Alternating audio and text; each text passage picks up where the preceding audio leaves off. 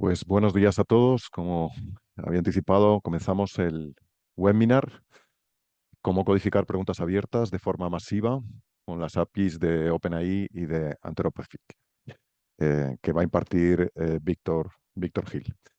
Antes de empezar con el webinar, simplemente daros la bienvenida en nombre de IMASA a este webinar, Insights Analytics España. Y contaros, pues básicamente que este webinar forma parte de un itinerario de formación en el área de inteligencia artificial que comenzó hace unos meses y en el que ya se han realizado dos ediciones del curso introductorio de inteligencia artificial, tanto en Madrid como en Barcelona, y que está programado, como contaré en un minuto, hacerlo en el mes de septiembre en una nueva tercera edición. Además, se están realizando cursos específicos dentro de ese itinerario con scrapping web eh, y de técnicas cualitativas. Ese curso de técnicas cualitativas se va a producir el martes 16 de julio en la sede de ISDI y quería pues compartir con vosotros la posibilidad de acercaros y formaros específicamente en estos cursos específicos.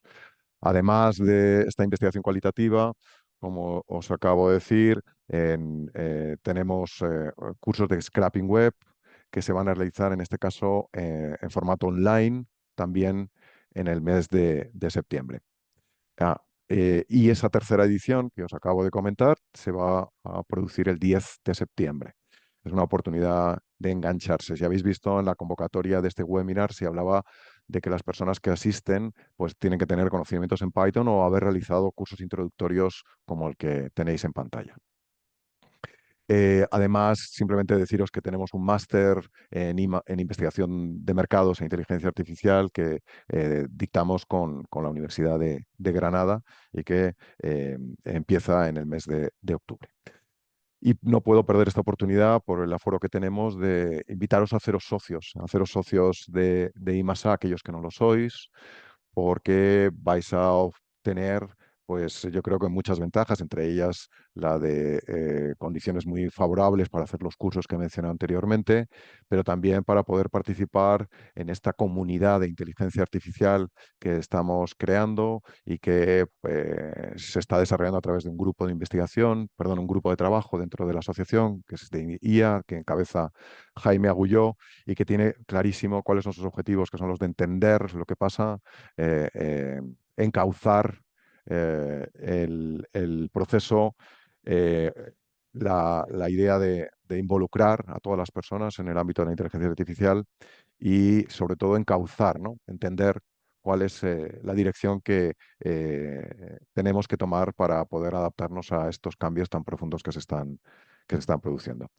Termino simplemente agradeciendo mucho vuestra asistencia y presentándoos al ponente. El ponente es Víctor Gil, que ya habéis visto que ya participa activamente en los cursos introductorios de inteligencia artificial, que algunos de vosotros de los que asistís habéis estado. Él es un profesional de más de 25 años en el ámbito de la investigación de mercados. Ha trabajado en agencia, en instituto, en agencias de social listening y ha fundado algunos institutos como The Cocktail Analysis o en etnografía, y actualmente está en una empresa nueva que se llama Science for Insights y que está implicado precisamente en el uso de la inteligencia artificial aplicado a la investigación de mercados del consumidor. Él es sociólogo y tiene una trayectoria profesional, como os he dicho, muy, muy, muy dilatada, y además es ponente en muchos foros diferentes. Entonces, a continuación voy a cederle la palabra a Víctor, al que le agradezco enormemente su generosidad de compartir con nosotros hoy su conocimiento. Gracias. Pues muchísimas gracias. Jesús, se oye bien, ¿verdad? Se oye perfectamente. Muy bien, voy a compartir pantalla.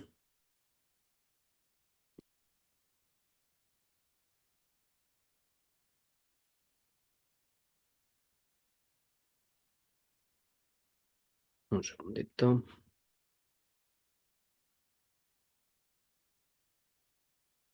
Se veía bien mi pantalla, ¿verdad? Se ve estupendamente. Muy bien, pues vamos a ir muy rápido, vamos a ir muy rápido, muy directos al grano, porque como comentaba Jesús, esto en realidad es una suerte de cápsula formativa que se desprende del otro curso introductorio presencial que hemos estado realizando y que tendrá una nueva edición en septiembre.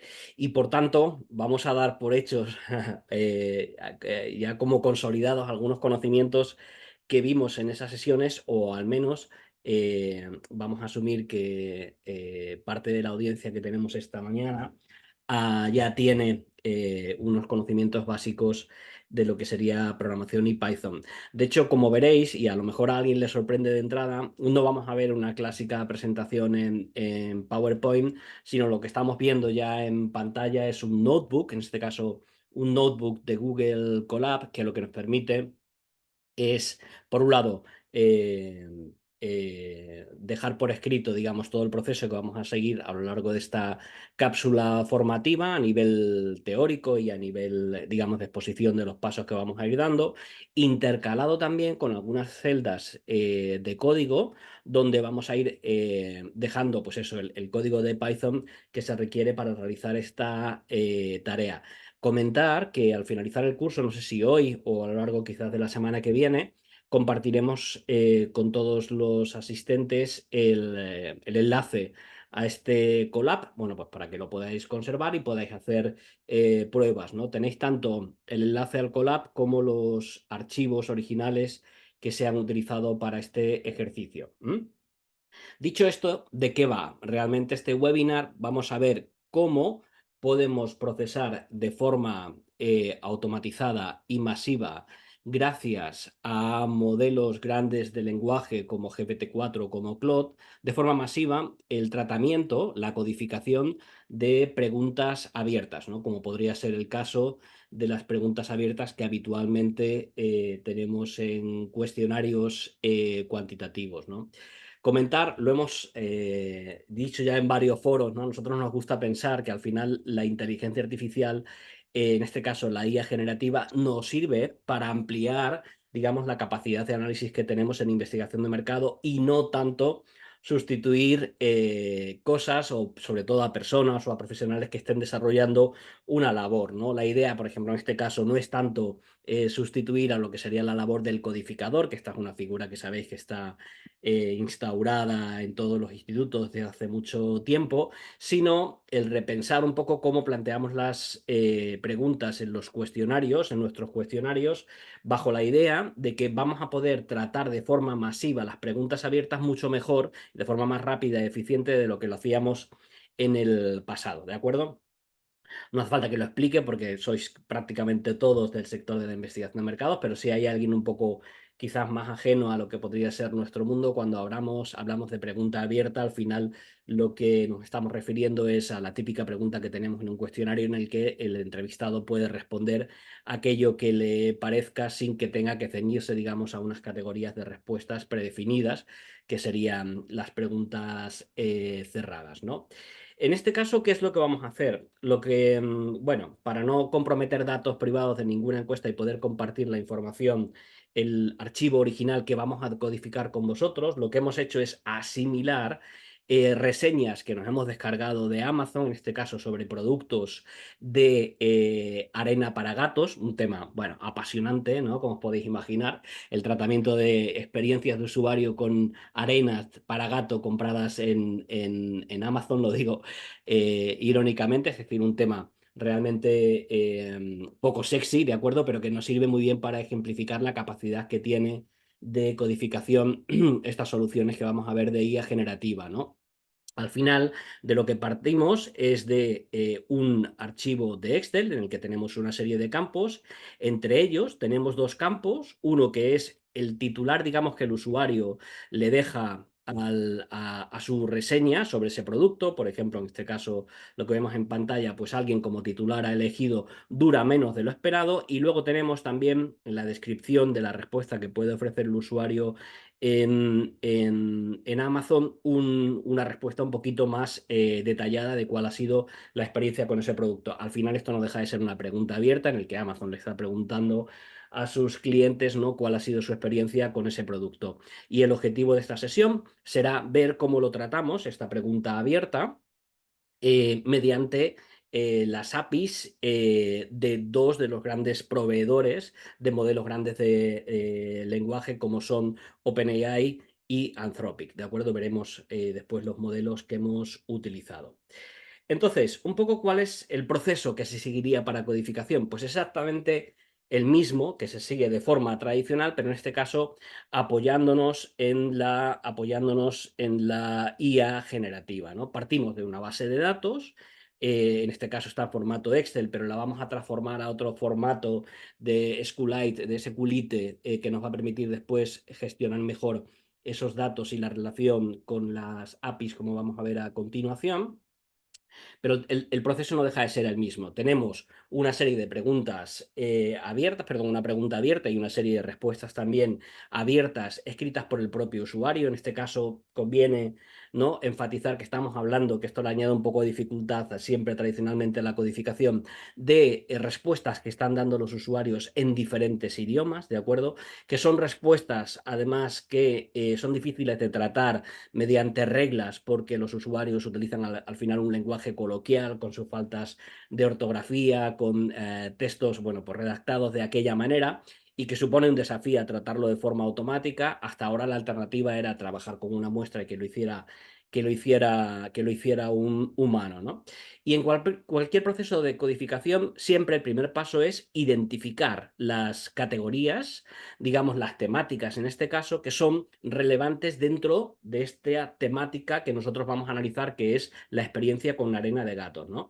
Y aquí ya haríamos, os proponemos, y os dejamos el código para hacerlo, una primera aproximación al uso de la IA generativa para generar esas propias categorías. Supongamos que no partimos de un estudio previo y no sabemos realmente cuáles son las características o los atributos que el encuestado, el usuario, el consumidor, el comprador, considera relevante a la hora de hablar sobre su experiencia con la arena de gato, ¿no? Pues para esto lo que os proponemos, y aquí una pequeña paso o aperitivo de lo que es el uso de la IA generativa para codificar aplicado a la creación de esas categorías, lo que os proponemos es cogernos una pequeña muestra de esas reseñas que nos hemos descargado, en este caso una muestra de 100 reseñas, y generar un prompt para que no vía API, que eso vamos a hablar después, sino directamente vía ChatGPT, es decir, el interfaz que tenemos para interactuar con los modelos grandes de lenguaje de OpenAI, le pidamos a ChatGPT que nos genere esas categorías, ¿no? Aquí os he dejado un prompt, ¿de acuerdo? Podría ser otro, este es en principio el que rápidamente nosotros hemos desarrollado, un prompt donde le vamos a pedir a ChatGPT que nos identifique cuáles son las categorías relevantes dentro de estas respuestas, ¿no? Nos cogemos esa muestra que hemos extraído de 100 respuestas aleatorias, generamos un prompt, le pasamos las reseñas a ChatGPT y le pedimos que nos identifique cuáles son esas categorías relevantes. Por ejemplo, en este prompt hemos hecho varias pruebas y le estamos diciendo que no nos diferencie entre positivo y negativo, sino que se vaya directamente al grano y nos identifique categorías, ¿no? Y aquí rápidamente ya no está codificando, sino nos está sacando cuáles podrían ser esas categorías relevantes dentro de esa conversación. Esto es un primer paso que de alguna forma nos ahorra lo que tradicionalmente hacíamos de cogernos una muestra, ir leyendo cada una de las reseñas, abriendo cada uno de los códigos, es decir, aquí lo tendríamos hecho de forma automática y de manera muy rápida. Bien, ya tenemos esas categorías. Recordemos que el objetivo es las reseñas, las queremos codificar dentro de estas categorías y además dentro de estas categorías asignarle un sentimiento. Hablamos, por tanto, de una doble codificación. Le vamos a pedir a nuestros modelos que nos digan qué categoría o qué temática se está mencionando dentro de la reseña, y puede ser múltiple, y qué sentimiento hay asociado a cada una de esas categorías. Es decir, hablamos de una codificación relativamente compleja para poder pedírselo a un modelo grande de lenguaje, ¿de acuerdo? Ya tenemos estas categorías, ya sabemos lo que le queremos pedir. El siguiente paso, vámonos a directamente a interaccionar con esos modelos para pedirle que individualmente para cada una de esas reseñas o cada una de esas preguntas, respuestas abiertas, perdón, nos dé nos dé una codificación múltiple, como decimos, y sentimiento al mismo tiempo, ¿de acuerdo? Para esto ya no vamos a utilizar ChatGPT, ¿de acuerdo? Porque ChatGPT no nos va a permitir que automaticemos el proceso. Tendríamos que hacerlo prácticamente una a una y además no vamos a poder controlar algunos parámetros. Tendremos que hacerlo vía API, ¿de acuerdo? Entonces, lo primero que vamos a hacer es familiarizarnos un poco con estas APIs, ¿de acuerdo? Como os decía, vamos a trabajar con las APIs de dos... Un segundito porque tengo aquí esto que me está molestando. No sé si puedo ocultar. Estáis viendo mi pantalla, ¿verdad? Sí. Sí, estamos viendo tu pantalla. Bueno, pues dejadme un segundito. Vamos a entrar en primer lugar a la página de OpenAI, de la compañía que es propietaria de estos modelos grandes de lenguaje con los que vamos a trabajar. Tendremos que entrar, nos da enseguida la opción de entrar o bien a ChatGPT, que es lo que hemos visto antes y lo que todos conocéis, o bien directamente a la API. Comentaros aquí de forma muy rápida, para trabajar con las APIs de soluciones comerciales, es decir, que no son open source, como es el caso de las soluciones de OpenAI y que son de pago, o en el caso de Anthropic, que también es de pago, no hablamos de modelos open source, sino de modelos que tendremos que pagar por cada una de las llamadas que hagamos a sus APIs. Tendremos que abrirnos una cuenta, ¿de acuerdo? Tendremos que abrirnos una cuenta y nos va a pedir casi de manera inmediata que asociemos una tarjeta de crédito, porque cada llamada, cada consulta que lancemos a esas APIs para que nos codifique las respuestas, va a tener un precio, ¿de acuerdo? Por tanto, no estamos hablando de soluciones en este caso gratuitas, sino son soluciones que son de pago y para poder utilizar estas APIs tendremos que conseguir, una vez que nos demos de alta, una API key, es decir, una clave que nosotros tendremos que insertar en nuestro código para poder... para que cuando lancemos nuestra llamada a esa API nos identifique como un usuario que estamos registrados, que estamos autorizados y que estamos obviamente pagando. En el código que yo he compartido con vosotros, en el código de Colab, las APIs, perdón, las claves de API están ocultas. Vosotros, si luego lo queréis utilizar, tendréis que crearos, digamos, vuestra propia clave y ahora os explicaré dónde tenéis que ponerlo dentro del propio Colab, ¿de acuerdo? Es decir, el primer paso es registrarnos, es dar nuestra tarjeta de crédito para que nos puedan facturar y en ese momento, a partir de ese momento, ya vamos a poder utilizar estas APIs de forma masiva.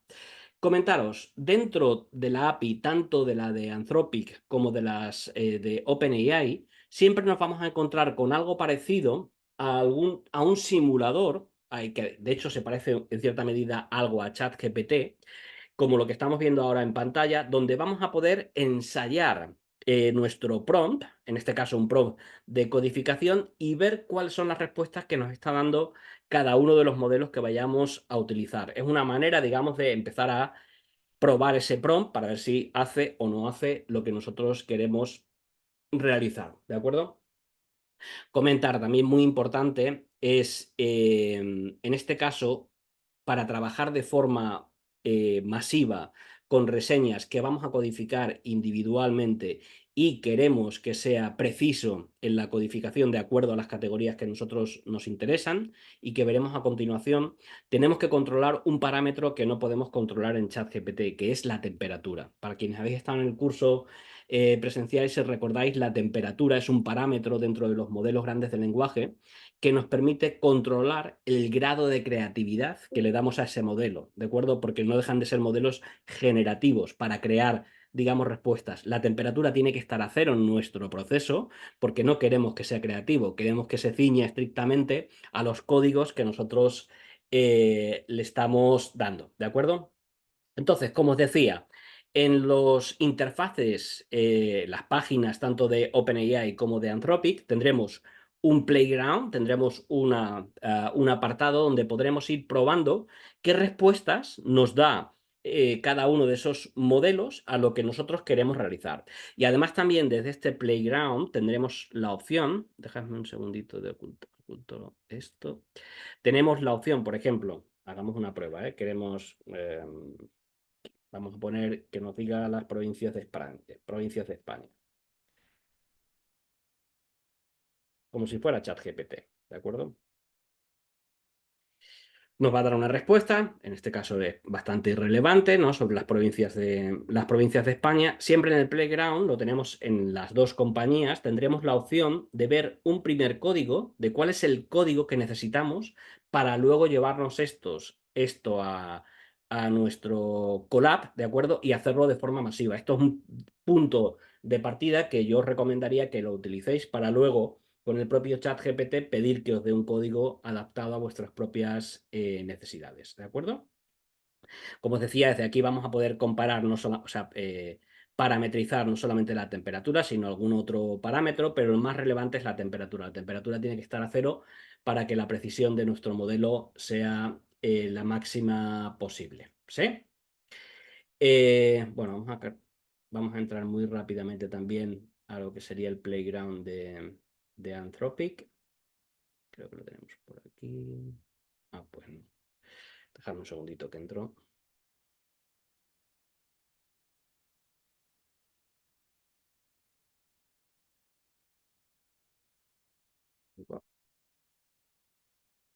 Tenemos básicamente lo mismo, ¿de acuerdo? Donde vamos a ir ensayando nuestros prompts y si cuando demos con el prompt que nos gusta, pedirle que nos dé un primer código, ya sea en Python, puede ser otros lenguajes, en nuestro caso estamos centrándonos en Python, como punto de arranque para luego construir un código más sofisticado. Volvemos de nuevo al Colab. Recordamos, ya tenemos nuestras categorías, ya sabemos cómo acceder a esas APIs. Os comentaba antes que para poder codificar, para poder acceder a esas APIs, necesitáis configurar dentro del propio entorno cuál es vuestra clave de API. ¿De acuerdo? En este caso, yo tengo en un entorno privado, que luego cuando comparta con vosotros el Colab no tendréis acceso a ello, tengo preconfigurado cuáles son las claves de acceso a cada una de estas APIs de las dos compañías, ¿vale? Entonces, ahora que tenemos, ahora ya tenemos nuestro código para pedirle, para hacer una llamada a cada una de las APIs que vamos a probar, que en concreto son tres APIs diferentes, dos de OpenAI y una de Anthropic. Necesitamos tener un buen prompt donde le vamos a pedir específicamente, por ejemplo, como tenéis en el caso que os vamos a dejar, ¿no? Cuáles son las categorías de clasificación, en este caso, por ejemplo, la aglomeración de la arena del gato, de la tierra del gato, el olor, la durabilidad, el polvo que levanta, la textura, el embalaje del producto, el precio, la capacidad de absorción, el mantenimiento, la compatibilidad con todo tipo de mascotas y el sentimiento en relación a cada una de esas categorías, si es positivo, si es neutral y es negativo. En este prompt también le estamos pidiendo que cuando nos responda cada una de las APIs a la clasificación de cada una de las reseñas, que no nos dé un texto completo, sino que nos dé solamente un código, tanto para la temática como para el sentimiento. ¿Por qué le decimos que nos dé un código y que no nos dé todo el texto completo? Por una cuestión económica. Las APIs, el acceso a las APIs va a tener un coste tanto por entrada, por la cantidad de texto que le estamos enviando, digamos, a cada una de esas APIs. Pensemos que para cada reseña le estamos enviando tanto el prompt como la reseña en sí misma, para cada una de esas reseñas. Por tanto, le estamos enviando bastante texto. Y luego vamos a tener otro precio diferente por la respuesta que nos da el modelo grande de lenguaje, el modelo largo de lenguaje o los modelos que estamos utilizando de OpenAI y de Anthropic, ¿de acuerdo? Nos va a dar un coste por la respuesta que nos está generando. Cuanto mayor sea el texto que nos está generando, mayor es el coste. Por tanto, nosotros en principio le vamos a decir que nos dé solamente los códigos, que luego nosotros ya también mediante Python, digamos que le pondremos la etiqueta a esos códigos iniciales, ¿de acuerdo?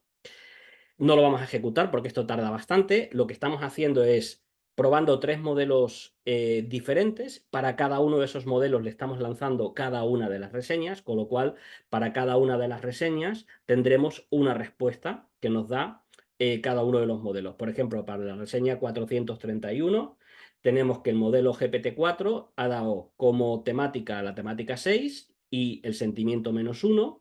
Lo mismo ha dado GPT-4 o omnimodal, la misma respuesta, y lo mismo ha dado el modelo que hemos probado de Anthropic, o que estamos probando de Anthropic, que es el modelo más avanzado que existe ahora mismo de esta compañía, que es este de Claude 3.5, ¿de acuerdo?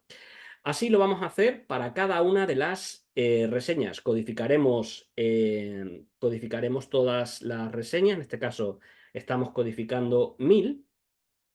Y posteriormente, como os avanzaba, estamos mediante otro código devolviéndole a cada uno de los códigos la etiqueta de texto que le corresponde. Esto lo tenemos en este otro Excel, donde podréis ver para cada reseña cuáles han sido los códigos que, en una columna diferenciada, ¿no? Los códigos que ha dado cada uno de los modelos y las etiquetas traducidos, luego después traducido cada uno de ellos a etiquetas, ¿no? Por ejemplo, de esta reseña inicial que vimos antes, nos está diciendo que la temática que se aborda en esta reseña es el embalaje y que el tono es negativo, es decir, es un usuario, en este caso, quejándose sobre el embalaje del producto. Como veréis, tenemos codificaciones muy complejas. Por ejemplo, en esta se han identificado muchas categorías, lo voy a hacer un poquito más grande. Se han identificado muchas categorías y asociadas a cada una de esas categorías un sentimiento distinto. ¿De acuerdo? Es decir, en este Excel lo que tendríamos es el resultado final de la codificación de este proceso de haber llamado para cada una de las reseñas a los tres modelos y haber rescatado, haber recuperado las respuestas que nos está sugiriendo. ¿Sí? Bueno, pues avanzamos un poco. Siguiente paso que sería lógico es, bueno, vamos a ver en qué medida estos modelos están siendo precisos a la hora de codificar tanto la temática como el sentimiento. Si fuera un caso real, de acuerdo, si fueran datos de un cuestionario que ya tenemos en el pasado codificado de forma manual, lo que haríamos es contrastar lo que nos están dando los modelos con la codificación manual, que teníamos de nuestro histórico de datos, ¿de acuerdo? De nuestro histórico de codificaciones. En este caso, como no tenemos histórico, lo que hemos generado es un pequeño código simplemente para comparar cuáles son las frecuencias que está dando cada uno de esos modelos, tanto a nivel de temática como a nivel de sentimiento, como a nivel cruzado de sentimiento, perdón, de temática por sentimiento. Esto lo tenéis aquí, lo veréis, tenéis el código aquí y los resultados también los tendréis en el Colab. Y a priori, o sea, la conclusión que sacamos muy rápidamente es que a nivel de sentimiento los tres modelos son muy, muy similares. Pues, por ejemplo, GPT-4 nos está dando a nivel de sentimiento agregado como positivo un 43.5%, GPT-4o omnimodal nos está dando un 45%, el modelo de Claude más avanzado nos está dando un 45.9%, lo mismo para el sentimiento negativo y el neutral, en fin, prácticamente clavados los tres modelos.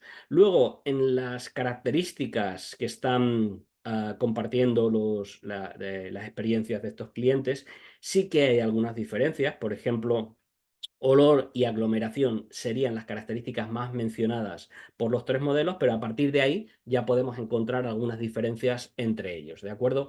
Claro, como os decía, aquí lo ideal sería hacer, por ejemplo, una codificación manual de una muestra y contrastar lo que nos está diciendo cada uno de estos modelos con respecto a nuestra muestra y así poder tomar una decisión sobre la mayor o menor precisión de cada uno de estos modelos, ¿de acuerdo? Por tanto, ya hemos hecho todo el proceso, recordamos, refrescamos un poco, ChatGPT nos ha ayudado a generar las categorías, vía API de las dos compañías hemos probado tres modelos distintos a cada uno de los cuales le hemos enviado individualmente cada una de las reseñas para que nos las codifique. Le hemos pedido que nos dé los códigos en lugar de las etiquetas completas por una cuestión de costes para ahorrar. Y ahora pues sería la gran pregunta, ¿no? Al final, ¿con qué modelo nos quedamos? Vale, pues tenemos como tres variables principales para tomar en consideración. Uno es la precisión, ¿de acuerdo? Normalmente va a ser importante en cualquier caso, que la precisión de estos modelos a la hora de hacer esa codificación sea alta. Pero claro, no es lo mismo a lo mejor el nivel de precisión que requerimos para un tipo de proyecto determinado que para otro donde importa un poco menos, pues si al final la aglomeración es un 98% de las menciones, por decir algo, ¿no? O un 96% de las menciones, da un poco igual, y manejamos, digamos, márgenes un poco más flexibles. Pero la precisión sería una variable importante a tener en cuenta. Otra sería el coste de cada una de esas codificaciones. Aquí os dejo, estos son datos reales, cuánto ha costado codificar cada una de las reseñas con cada uno de los modelos. Y, por ejemplo, la diferencia que hay entre GPT-4 y GPT-4o es prácticamente 10 veces más caro GPT-4 que GPT-4o. Y si nos damos cuenta, los resultados son muy similares. O sea, por tema de costes, rápidamente, en este caso, nos iríamos a utilizar GPT-4o. Y luego otro aspecto a considerar es el tiempo. Pensemos que nosotros estamos trabajando vía API, es decir, estamos enviando nuestro prompt y nuestra reseña una a una API que está en la nube y nos está devolviendo, está procesando esa API nuestra solicitud y nos está devolviendo también esas respuestas una a una. No todas los modelos son igual de rápidos, ¿no? Normalmente, cuanto más grande sea el modelo, cuanto más parámetros tenga ese modelo, más lento será y más tiempo nos va a llevar realizar esta codificación de forma masiva. Hablamos en cualquier caso de diferencias normalmente de minutos, ¿no? Pero pensemos, por ejemplo, en la situación en la que queremos incorporar esta tecnología de codificar y entender la respuesta abierta del entrevistado en tiempo real, por ejemplo, en un cuestionario introducir esta tecnología para que en función de lo que nos responda en abierto el encuestado, hacerle otras preguntas o pedirle que profundice y más y demás, necesitamos que el tiempo sea prácticamente en tiempo real, ¿no? Para no hacerle perder tiempo al entrevistado. En ese caso, seguramente entonces lo que buscaríamos es un modelo que sea mucho más rápido, ¿de acuerdo? Y con esto un poco sería a nivel teórico lo que os quería contar. Ahora, si os parece, vamos respondiendo a las preguntas que tengáis. Algunas de ellas imagino que ya las habéis ido dejando a través del chat. Y así las dudas generales que os puedan surgir, pues las vamos atendiendo. Dejo de compartir. Muchas gracias, Víctor. Tenemos muchas preguntas sobre el coste. Ya al final lo has aclarado. eh, Venías un poco a ver el coste por reseña, ¿no? Luego depende Sí. del número de reseñas que se quieran analizar, tendría un coste u otro. También preguntan, Un segundito, hablamos de sí, costes, no sé si, bueno, lo hemos visto, ¿no? Pero estamos hablando que el más caro, que sería GPT-4, estaríamos hablando de 1 céntimo por respuesta abierta, ¿no? Y en el caso de GPT-4o, que es igual de preciso, 10 veces menos, ¿sí? Por cada una de las respuestas. Es decir, estamos hablando realmente de costes muy, muy comedidos, ¿no? Para lo que es esta tarea que al final conseguimos hacer con tanta precisión. ujú, ujú. Sí, de hecho hay alguna última que ha llegado, que cuánto este modelo que hemos generado, que has generado hoy, supondría en términos de coste total. Pues estaríamos hablando, en el caso de GPT-4, son 1000 respuestas abiertas y largas las que hemos codificado, estaríamos hablando de $10 por pregunta. Si estamos hablando de GPT-4o, $1 por pregunta para las 1000 respuestas, ¿no? ¿Es capaz estos modelos de detectar la ironía? Plantea Ramón. Sí, si le adviertes al modelo de que puede haber ironía en los textos, puede llegar a detectarlo. Es verdad que a veces incluso la ironía puede ser tan fina que incluso a un humano nos cueste decodificarlo, ¿no? Pero, es decir, depende del grado de sofisticación que tenga la ironía. Pero si se advierten normalmente a los modelos de que puede existir esa ironía, esto nosotros cuando tratamos contenidos de redes sociales es bastante habitual que lo advirtamos, con bastante probabilidad si es una ironía relativamente no sofisticada o básica, la identificará. Plantea, Juan, porque lo has dicho, que el modelo lo habías hecho antes porque tardaba, ¿no? ¿Cuánto ha tardado en cada modelo, en tiempo real? Bueno, en este caso estamos, el código que habíamos preparado es para hacer llamada a llamada, ¿de acuerdo? Llamada a llamada para cada respuesta, es decir, serían 3 llamadas para cada respuesta abierta, porque son 3 modelos los que estamos realizando. Ponle que puedes tener alrededor de un segundo y medio, lo que te va a tardar en procesarte información. Pensemos que está viajando en la nube, ¿de acuerdo? Estás enviando la respuesta, te está devolviendo la respuesta, hablamos de un segundo y medio. Un segundo y medio. Es relativamente rápido. Claro, para el problema del tiempo, cuando estamos hablando de tratamiento de datos de encuestas, donde hablamos de encuestas de 1.000 registros, 2.500 registros a lo sumo y tal, el tema del tiempo no es tan importante como, por ejemplo, cuando estamos tratando centenares de miles o incluso millones de reseñas o de contenidos en las redes sociales, donde ya el volumen es tan grande que necesitas que el modelo sea un poquito más rápido para que no consuma demasiado tiempo. Juan, En el caso Juan de la te pide, inteligencia, sí, Juan te pide precisión, lo del segundo y medio es por llamada o las tres llamadas en conjunto. no, por llamada, por Vale, llamada. perfecto. Hay dos preguntas que se parecen, una de Carles, que tiene que ver con los errores tipográficos, las faltas de ortografía, las faltas de signos de puntuación. Lo que vienen a preguntar es si es necesario revisar previamente la ortografía, la No, sintaxis, emplear autocorrección de textos. nada, ni siquiera clasificar el idioma en el que, ni siquiera clasificar de forma previa el idioma en el que está la reseña. En este ejemplo que estamos viendo y que vais a tener en el Excel, tenéis reseñas en alemán, en inglés, en francés, la mayoría están en español, pero tenéis reseñas en otros idiomas y con todo tipo de errores ortográficos, gramaticales, sintácticos, y si es capaz de comprenderlo. Si es capaz de comprenderlo un humano, que a veces también puede ser que no lo entienda un humano tampoco entendamos lo que está escribiendo otro humano, ¿no? Si es capaz de entender un humano, lo va a entender con una probabilidad altísima. ¿Y es necesario crear un diccionario con ejemplos para entrenar al modelo No. antes de hacer el análisis de sentimiento?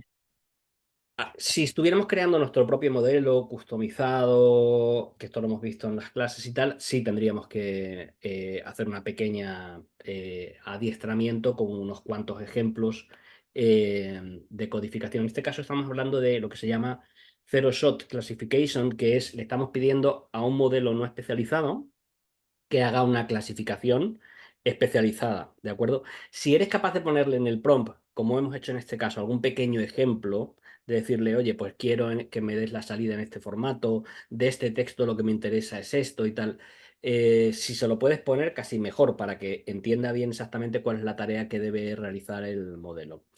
Aquí depende luego ya un tema de cómo de sofisticada sea la temática que tenemos que codificar. Si estamos hablando seguramente de un tema científico, médico, muy, muy avanzado y tal, a lo mejor convendría más que hagamos un fine tuning de alguno de estos modelos, es decir, que hagamos algún pequeño ajuste para que tenga mayor precisión. Si hablamos de un tema general, como puede ser esto, entender la conversación en relación a temas de arena de gato, no haría falta. Vale. Plantea Leire que si para cada reseña haces una llamada a la API. Sí, Vale. sí. Sí, sí, hacemos una llamada para cada reseña. No enviamos. Se podría llegar a hacer algún tipo de experimento de enviarle varias reseñas, pero es un poco complejizar, puede ser complejizar la cosa. Y no ¿Hay, estoy seguro de cómo funcionaría de bien. ¿Mm? ¿Hay un límite en el número de respuestas a codificar? No, ¿Puede realmente. trabajar? Yo he No, hecho pruebas, vale. por ejemplo, con 50 categorías, cruzando 50 categorías con su respectivo sentimiento. Claro, cuantas más categorías metas en un prompt, más largo va a ser ese prompt y más caro te va a salir, ¿de acuerdo? Ujú. Pero por poderse hacer se puede hacer ¿Y sin... puedes trabajar con diferentes idiomas? Sí, sí. sin ningún sin ningún problema. problema. De hecho, me ha parecido ver que alguna de las reseñas estaba en alemán, Sí, ¿no? De sí, las que tú sí, sí, introducías, ¿no? sí, sí. Y si con Hay idiomas, un, a ver, yo no lo he probado con idiomas a lo mejor, o yo no sé si algún dialecto de chino o alguna cosa y tal tiene algún problema y tal, no lo he probado, pero con los idiomas, digamos, habituales que nos podemos encontrar, digamos, a nivel occidental, las lenguas principales y tal, no va a haber ni más ni un problema. bien, mi tocayo dice, los datos con los que con los que trabajan en local desde Python se comparten con la empresa del modelo LLM. Lo digo por temas de privacidad. Si Ya. al trabajar desde Python no se comparten datos. En principio, vía API no. En principio, esos datos luego no los utilizan para hacer ningún tipo de entrenamiento, pero digo en principio, ¿de acuerdo? Dependiendo la sensibilidad del dato que estés enviando a la API, igual, si es muy, muy, muy sensible, en lugar de trabajar con estos modelos, digamos, comerciales, vale la pena cogernos un modelo open source, customizarlo y trabajarlo en nuestro propio entorno local. Y digo en principio no, porque en principio, por ejemplo, hubo una polémica de OpenAI con YouTube, porque YouTube acusó a OpenAI de haber utilizado millones de sus vídeos sin su permiso para entrenar sus modelos. Y OpenAI dice que no. Entonces, digo en principio, o sea, que en principio ellos dicen que no, ¿vale? Vale. No sabemos. Nos has hablado de temperatura, ¿qué es mejor? Que sea lo menos creativa y más determinista posible. ¿Qué nos sugiere respecto al max tokens, al top P, al frequency penalty, a las presence Sí. penalty? Bueno, Se puede ir probando con todos estos parámetros. Realmente el número máximo de tokens, como en este caso le estamos pidiendo códigos, no es muy relevante. ¿De acuerdo? ¿Por qué? Porque si le ponemos 300 tokens, alrededor de 300, imaginemos 20, 30, 40 códigos, ¿sabes? Sería extraño en una misma reseña, pero lo podríamos ampliar sin ningún tipo de problema. El número de tokens. La temperatura sí que debe ser determinista para una codificación porque no queremos que interprete, no queremos que sea creativo en la respuesta que nos va a dar, sino que realmente se ciña a la tarea que le estamos pidiendo y que sea directo y determinista. En otros casos, a lo mejor, por ejemplo, si estamos utilizando estas APIs para generar textos de análisis de informes y no queremos que sean todos iguales, sino que haya cierta variabilidad, entonces jugaríamos con otros parámetros como la temperatura o el top 1 o el frequency penalty. Jugaríamos con otros parámetros para darle cierta creatividad y que no sean los textos demasiado predecibles o reconocibles como realizados por una IA generativa. Pero en esta tarea, temperatura cero, porque no queremos que sea creativo. pregunta si un cuestionario podría incorporar una codificación automática con inteligencia artificial. Esto es que se anote el texto en abierto, perdón, que en cuanto se anote el texto en abierto ofrezca una primera codificación al entrevistador. O tienes Total, que ya. esperar a terminar la recogida de datos y subir el fichero para codificar en conjunto. No, no, hay algunas soluciones comerciales de cuestionarios y algunas empresas, incluso creo que habrá alguien en este webinar que ya lo hacen. Es decir, ya en el tiempo real incorporan, digamos, este análisis, esta decodificación de lo que está escribiendo el entrevistado, para darle casi en tiempo real una respuesta, pues por ejemplo, para pedirle que concrete, que especifique, que clarifique, que abunde sobre una temática o lo que sea, se está haciendo ya, se puede hacer. La cuestión es la integración, no es fácil, yo eso no sé bien cómo se haría, pero seguro que se puede hacer, porque ya lo hay, ¿eh? Ujú. En tiempo real. Belén pregunta si ya tiene el diccionario hecho, si sería conveniente utilizarlo todo o solo una selección, sobre todo por temas de coste. Sí, eso ya es un poco el criterio técnico, ¿de acuerdo? Es decir, a mí me va a aportar mucho el trabajar con 50 categorías con respecto a las 10 que realmente mi cliente va a tener en cuenta como tal. Pues ahí está el trabajo ya del técnico, de decir, hombre, ChatGPT me sugiere 50, pero yo voy a hacer un retrabajo de esto para que quede algo que realmente cubra mis necesidades de investigación y que no sea demasiado complejo y donde no entre tampoco en márgenes de error grandes entre unas categorías y otras y se parecen mucho. Esto es lo mismo en la codificación manual. Claro, la codificación manual, cuando le pedimos a un codificador y le damos un libro de códigos de 45 códigos, pues primero se tira por el balcón, ¿no? Si lo tiene, o se tira por la ventana, si le damos 45 códigos y después continuamente va a tener dudas dentro del equipo de codificadores para saber las diferencias entre esta categoría y esta categoría realmente cuáles son. Sí, en resumen, ahí es el criterio técnico el decidir si en el diccionario utilizo 10 o 15 o 20 o 5 o 40 si son necesarias, ¿no? Ujú. Nos quedan dos preguntas. Una es si con R se podría hacer la actividad que hemos hecho hoy en el webinar.